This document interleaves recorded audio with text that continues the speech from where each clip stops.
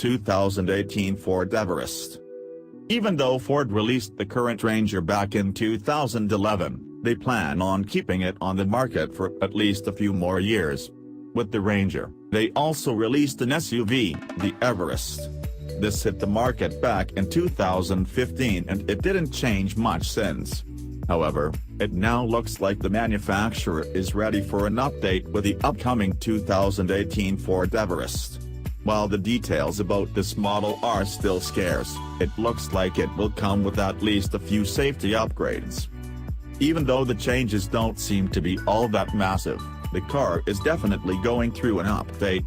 This is likely because Ford wants to bring the Everest closer to a car when it comes to the safety features, especially since the model has been lacking up until now. Unlike many other crossovers on the road, the Everest uses a body-on-frame type of construction.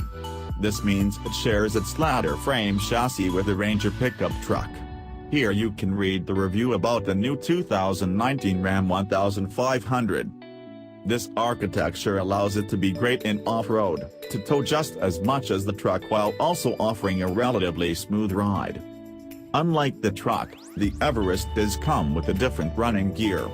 This uses different shocks and springs at the back as well as larger brakes in order to make the car a bit easier to drive on the road. It is safe to assume the car is not that far from release.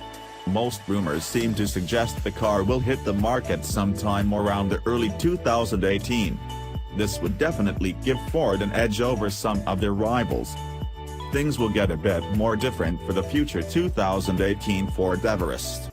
This car is likely going to receive a brand new front end, more similar to that of the American F-150.